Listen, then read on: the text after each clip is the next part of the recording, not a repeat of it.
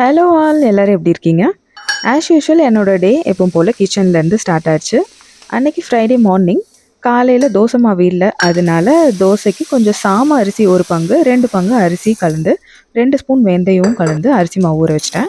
உளுந்து நான் எப்போவுமே தனியாக தான் ஊற வைப்பேன். ஸோ 3/4 படி உளுந்து ஊற வச்சா கரெக்டாக இருக்கும். நான் சாம அரிசிங்கிறதுனால கொஞ்சம் சேர்த்தி ஒரு 2 டேபிள் ஸ்பூன் சேர்த்தியே போட்டு ஊற வச்சுருக்கேன். இது ஒரு 4 மணி நேரம் ஊறுச்சுன்னா அதுக்கப்புறம் எடுத்து அரைச்சோன்னா கரெக்டாக இருக்கும். ஸோ காலையில் அடுத்தது ஸ்கூலோட ரொட்டீனை தான் ஸ்டார்ட் பண்ணிட்டேன். தோசை மாவு சுத்தமாகவே இல்லை, கொஞ்சம் கூட இல்லை. அதனால் இன்றைக்கி வந்து பூரி கிழங்கு தான் பண்ண போகிறேன். காலையில் பிரேக்ஃபாஸ்ட்டுக்கு பூரி பண்ணும்போது இன்னொரு கம்ஃபர்ட் என்னென்னா, நம்ம அதை லஞ்ச் பாக்ஸுக்கும் கொடுத்து விட்டுக்கலாம். எந்த ஒரு கம்ப்ளைண்ட்ஸும் இல்லாமல் அதை பூஜுவும் சாப்பிட்டுட்டும் வந்துடுவான். இது நான் புதுசாக சீசன் பண்ண மண்பானை. இதில் ஒரே ஒரு தடவை பாசிப்பருப்பு வேக வச்சு எடுத்து அதை தனியாக தாளித்து கொட்டியிருந்தேன், அவ்வளோதான். ஸோ இந்த தடவையும் டைரெக்டாக தாளிக்காமல் நான் அதில் உருளைக்கிழங்க தண்ணியில் போட்டு வேக வச்சு அதை அடுத்த செகண்ட் டிஷ்ஷு நான் இது தான் பண்ண போகிறேன். சப்பாத்தி பிணையிறதுக்கு எனக்கு இந்த டூல் ரொம்பவே யூஸ்ஃபுல்லாக இருக்குது.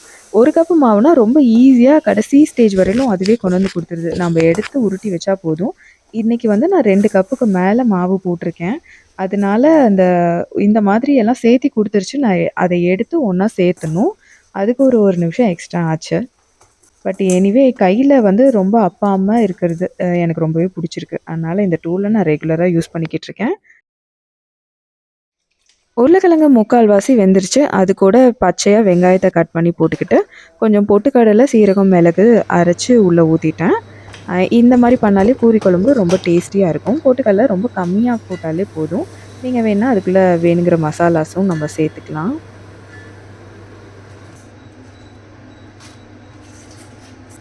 எனக்கு எப்போவுமே கடைசி பூரிக்கு சர்க்கரை, நெய் போட்டு சாப்பிடுவேன். அது எனக்கு ரொம்பவே பிடிக்கும். யூசுவலாக சாப்பிட்டுட்டு ஸ்வீட் சாப்பிடுவேன். பூரியாக இருந்ததுன்னா இந்த மாதிரி சர்க்கரை, நெய் போட்டு சாப்பிடுவேன். ஸோ இன்றைக்கி பஞ்சாமிர்தம் இருந்தனால நான் அதை வந்து ஒரு பூரியில் தடவி வச்சுட்டேன்.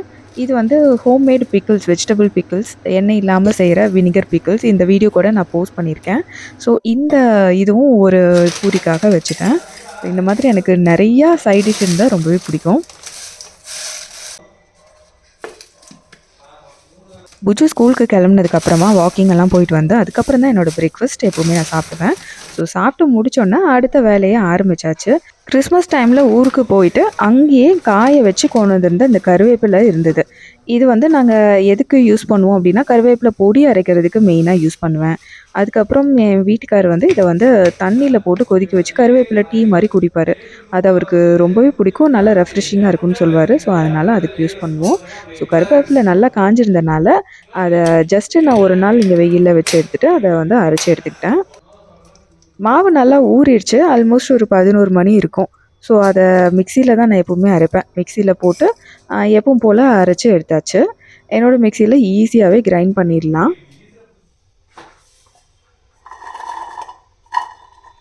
அந்த 11 டீ வந்து எப்போவுமே ரொம்ப இம்பார்ட்டண்ட். அந்த டே வந்து சாப்பிட்டதுக்கப்புறம் அப்படியே மந்தமாக போகிற மாதிரி இருக்கும். அதை மறுபடியும் கிக் ஸ்டார்ட் பண்ணணுன்னா ஒரு டீ குடித்தோன்னா கொஞ்சம் ரெஃப்ரெஷிங்காக ஆகிடும். ஸோ ஜிஞ்சர், ஏலக்காய் இதெல்லாம் போட்டு நல்லா டீ போட்டு குடிப்பேன். இன்றைக்கி வந்து எனக்கு ரோஸ் பெட்டல்ஸ் போட்டு டீ குடிக்கணும்னு தோணுச்சு. ஸோ ரோஸ் பெட்டல்ஸ், ஏலக்காயெல்லாம் போட்டு டீ போட்டு குடித்தேன். அதுக்கப்புறம் சைட்லேயே அப்படியே அடுப்பெல்லாம் க்ளீன் பண்ணிவிட்டு வெங்காயம், நாளைக்கு வீக்கெண்ட் இல்லையா, சாட்டர்டே அண்ட் சண்டே. ஸோ அதுக்கு கொஞ்சம் தேவைப்படுங்கிறதுனால சின்ன வெங்காயத்தை இப்போவே உரிக்க ஆரம்பிச்சிட்டேன். மோஸ்ட்லி இது வந்து சட்னிக்கு யூஸ் பண்ணிப்பேன். இன்றைக்கி நைட்டே யூஸ் பண்ணிடுவேன். பட் வீக்கெண்டுங்கிறப்ப எனக்கு முன்னாடியே இந்த சின்ன வெங்காயம் அப்புறம் சின்ன சின்ன வேலைகள் பண்ணி வச்சுட்டா அடுத்த நாள் வந்து கொஞ்சம் ஃப்ரீயாக செய்கிற மாதிரி இருக்கும். ஏன்னா வீக்கெண்ட் எப்பவுமே வேலை ஜாஸ்தியாக இருக்கும் கிச்சனில்.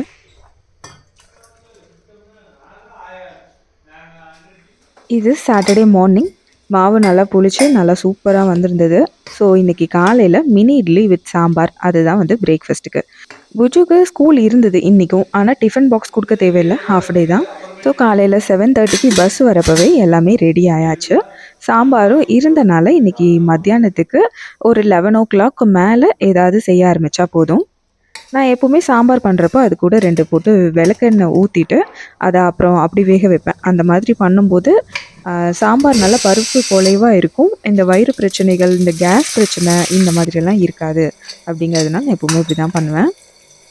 மதியானத்துக்கு ரசத்துக்கு எப்படியும் தக்காளி வேணும் அப்படின்னு சொல்லிட்டு அது கூட தக்காளியும் சேர்த்து வேக வச்சுருந்தேன். அதை தனியாக எடுத்து ரசத்துக்காக இன்னொரு கப்பில் வச்சுட்டேன். இப்போ நம்ம புளி தண்ணி நான் இன்றைக்கி மாங்காய் சாம்பார் தான் பண்ண போகிறேன். ஊர்லேருந்து எப்போவுமே ஏதாவது கொண்டு வந்திருந்தா அந்த வீக் ஃபுல்லாக ஊரில் இருக்கிற ஐட்டம் வச்சே தான் பண்ணிகிட்ருப்போம்.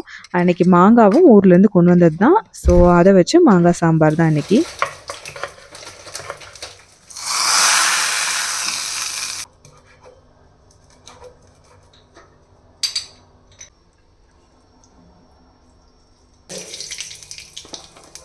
ஒரு 11க்கு மேலே டீ எப்பவும் போல் யூஸ்வலாக குடிச்சிட்டு நம்ம லஞ்சை ஸ்டார்ட் பண்ணியாச்சு.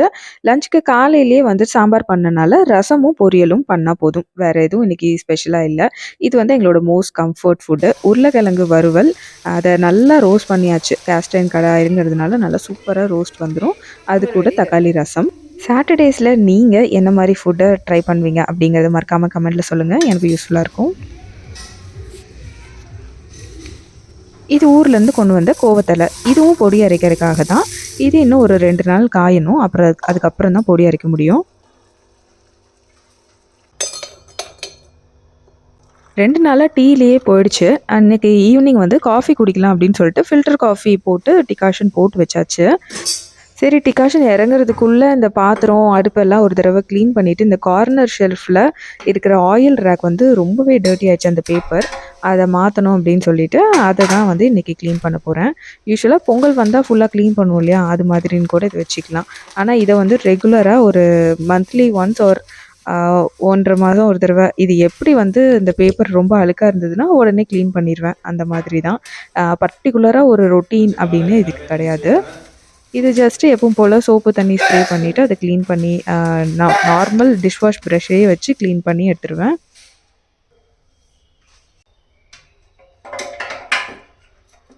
அது என்னன்னு தெரியல. நம்ம டெய்லியும் பார்த்துட்டே இருக்கிற ஒரு சில பொருட்களை வந்துட்டு க்ளீன் பண்ணி அதை ப்ராப்பராக மறுபடியும் வைக்கும்போது ஒரு சாட்டிஸ்ஃபிகேஷன் இருக்கும். அதனால அதை வந்து ஒரு மாதிரி ஸ்ட்ரெஸ் ரிலீஃபாக நான் ஃபீல் பண்ணுவேன். என்னோடய ஃப்ரெண்ட்ஸ் நிறைய பேர் சொல்லியிருக்காங்க, இந்த மாதிரி பாத்திரம் விளக்குனா எனக்கு வந்து ரொம்ப ஸ்ட்ரெஸ் ரிலீஃபாக இருக்கும் அப்படின்னு சொல்லிட்டு. அண்ட் க்ளீனான வீட்டை பார்க்கும்போது எல்லாத்துக்குமே ஒரு ரிலீஃப் கிடைக்கும். அது வந்து என்னமோ உண்மைதான். டீகாஷனும் ரெடி ஆயிடுச்சு. அப்படியே காஃபி போட்டாச்சு. காஃபி போட்டு எனக்கு வந்து இன்றைக்கி ஜஸ்ட் ஒரு ஸ்டிர் பண்ணி குடிக்கலாம்.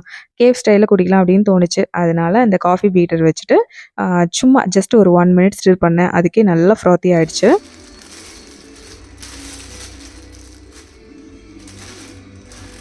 இது சண்டே மார்னிங். இன்றைக்கி வந்து சரி மீன் எடுத்து ரொம்ப நாள் ஆச்சு அப்படின்னு ஃபிஷ் எடுத்துகிட்டு வரேன்னாரு. எங்கள் வீட்டில் சண்டேனாலே எப்போவுமே 2 குக்கிங் தான். ஒன்று வெஜ்ஜு, இன்னொன்று நான்வெஜ். நான் வந்து ப்யூர் வெஜிடேரியன் அப்படிங்கிறதுனால நான் இன்றைக்கி சுண்டக்காய் குழம்பு பண்ண போகிறேன்.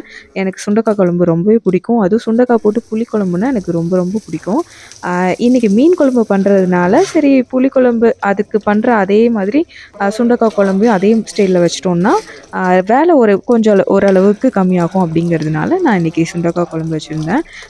வெங்காயம் ஆல்ரெடி உரித்தது கொஞ்சம் தான் இருந்தது. எல்லாத்தையும் யூஸ் பண்ணிட்டேன். ஸோ காலையில் எழுந்திரிச்சு கொஞ்சம் உரிக்க வேண்டியது இருந்தது. மீன் குழம்புக்கு இந்த தேங்காய் பால் எடுத்து ஊற்றுனா தான் கொஞ்சம் நல்லாயிருக்கும்.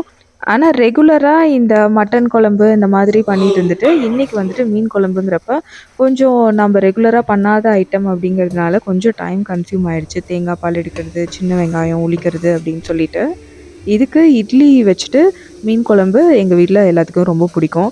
அதனால தான் யூஸ்வலாக எப்பவும் ஃப்ரைடே ஆர் சாட்டர்டே இட்லி மாவு அரைக்கிற மாதிரி இருக்கும். ஏன்னா சண்டே காலையில் அந்த நான்வெஜ் குழம்பு அண்ட் இட்லி சாப்பிட்டா தான் என் வீட்டுக்காருக்கு ஒரு சாட்டிஸ்ஃபிகேஷன். அதனால எப்போவுமே வந்து இட்லி வந்து ஃப்ரைடே ஆர் சாட்டர்டே வந்து அரைச்சி மாவு வச்சுருவேன்.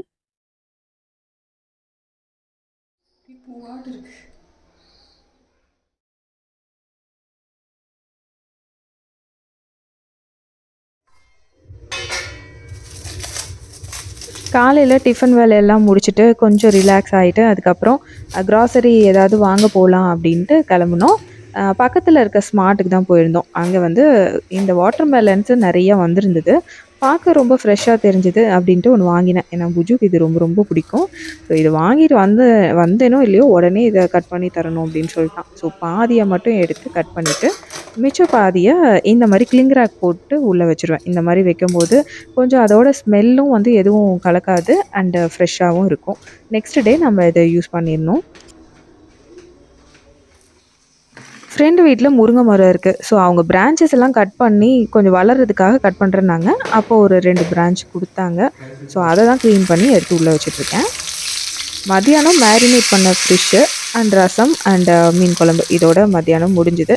நைட்டுக்கு இருக்கிறத வச்சு அட்ஜஸ்ட் பண்ணி சாப்பிட்டுப்போம்.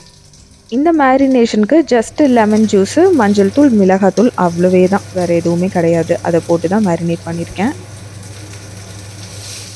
சாட்டர்டே, சண்டேஸ் எப்படி முடிஞ்சதுன்னு தெரியல. மண்டே மார்னிங்கும் வந்துருச்சு.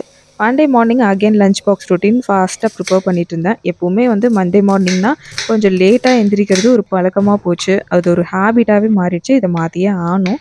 இன்றைக்கி லஞ்ச் பாக்ஸ்க்கு கார்ன் பன்னீரெல்லாம் போட்டு ஒரு ஃப்ரைட் ரைஸ்.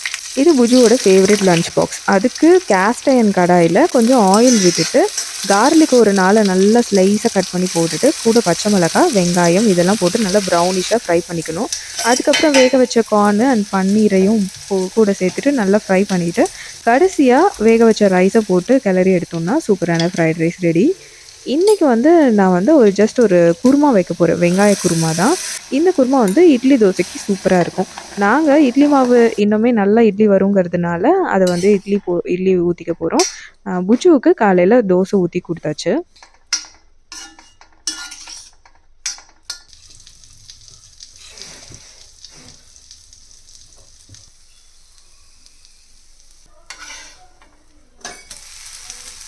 காலையில் ரெகுலராகவே ஒரு முட்டை தோசை சாப்பிடுவான். நான் இன்றைக்கி தோசை தனியாக நெய் ஊற்றி கொடுத்துட்டேன். இந்த குருமாவுக்கு வெறும் நெய் ரோஸ்ட் மாதிரி இருந்தால் ரொம்ப சூப்பராக இருக்கும்னு.